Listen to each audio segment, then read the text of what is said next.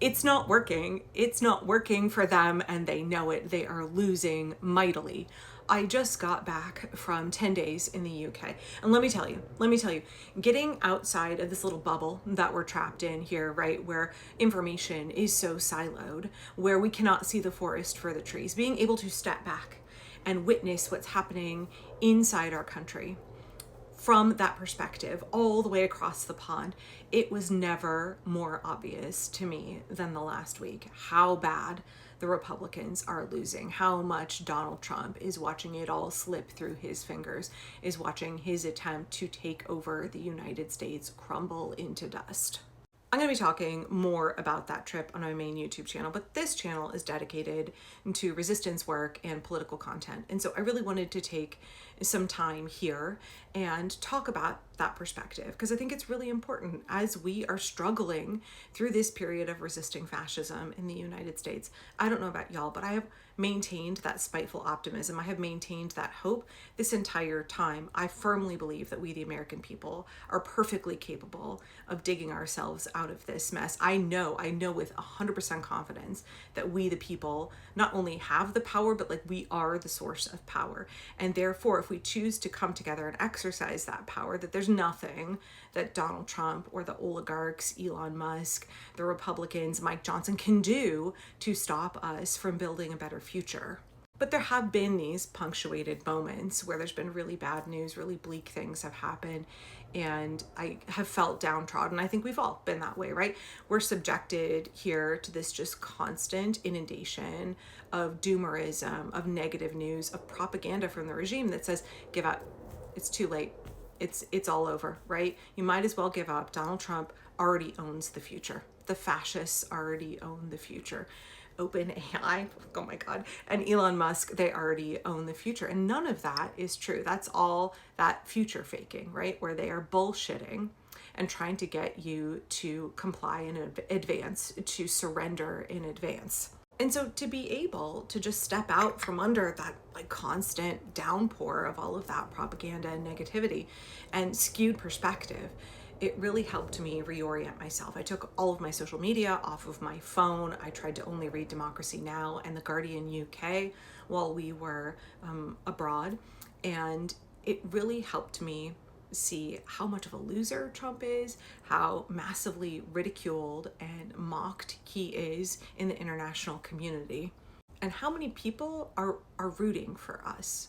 I didn't have even one negative experience with anybody anywhere that we went in the UK. I heard lots of people shitting on Trump and the Republicans, but everybody was really kind and really nice, and people seemed really excited about Zoran Mamdani. They seemed really excited about all of these new progressive candidates and this kind of renewed energy that they're seeing in the American people. And so when I came back into the country, and I could just like feel that energy even more, and the Republicans are just falling on their faces, struggling. Donald Trump is, like a lolcow outside of the United States, but in the United States, he has also lost virtually all respect, right? He started out his presidency with like a 54% popularity rating, and people were deep in the cult of MAGA. People were adoring him. People thought he was charismatic, which I will never understand, but they did. And now coming back into the United States, you can just see how the bloom is completely off the rose for basically everybody.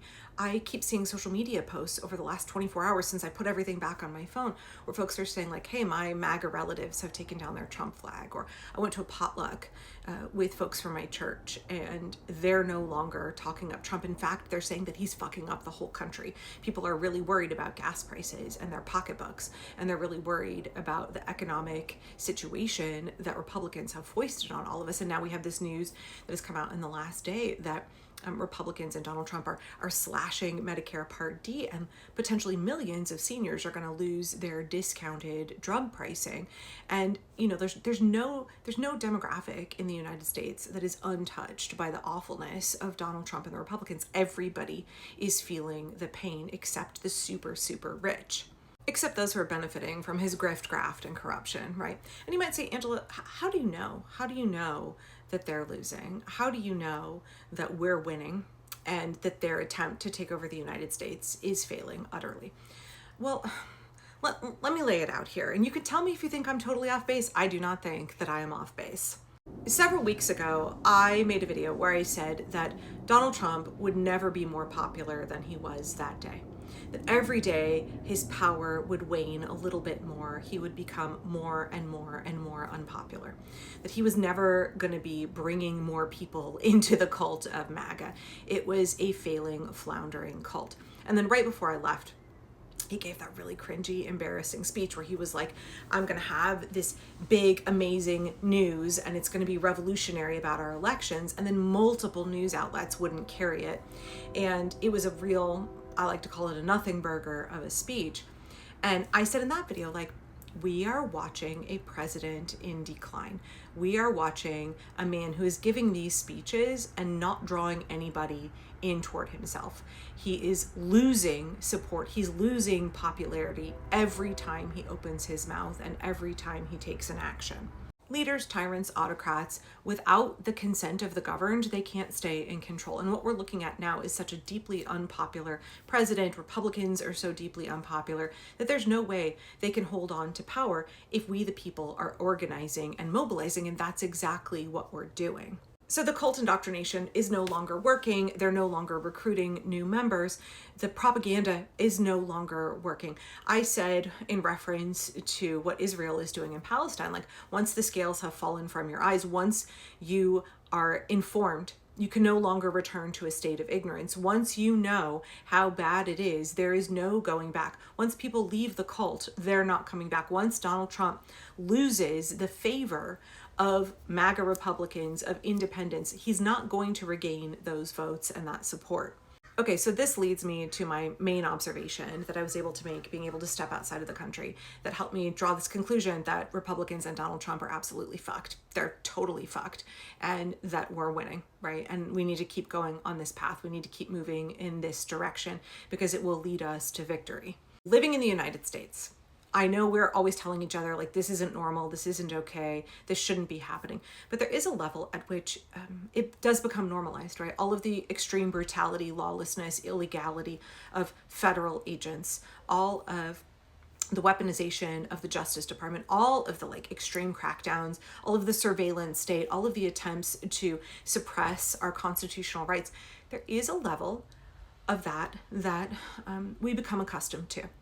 And being able to get outside of that and look in on all of it, it's just so clear how all of that repression is a sign of the absolute desperation of Donald Trump and the Republicans. Because here's the thing. I heard a creator talking about this actually on Instagram this morning, and he phrased it way better than I could. He said that he was more hopeful than ever because what he sees is that the soft power is no longer working and they're having to resort to hard power. And they only have to do that. Authoritarian states only have to do that when the people are resisting, when we are not laying down and obeying. They have to escalate. They have to become more violent and more extreme. And he's absolutely correct. I mean, I think Donald Trump has never really understood soft power, but initially he got people to buy in on his ethnic cleansing. He got people to believe his strong borders bullshit. He got people to believe his nonsense, his right, like every accusation is a confession that he was going to root out waste, fraud, and abuse. But now people can see that he is the most corrupt president in U.S. history. They can see that he has not made America great again. And so the soft power, the messaging no longer hits. It no longer works. The scales have fallen from people's eyes and they cannot return to a state where that propaganda will convince them. The soft power doesn't work anymore. And that's absolutely what I was able to witness, was just the way that they're trying so hard to crack down, the way that Donald Trump is trying to obviously, glaringly out in public, shamelessly trying to subvert the midterm elections, and Mike Johnson is assisting him. The ways that they're trying to escalate their repression and having to resort to these hard tactics to try and force us into submission when we will not submit, we will not surrender. We're not going to allow them to crush our democracy and get away with it. It says to me that their days are numbered. It says to me that they are operating from a position of profound weakness. If they had the consent of the governed, they wouldn't have to be using these repressive hard power tactics. They're losing, so we need to keep going and run the race all the way to the finish line.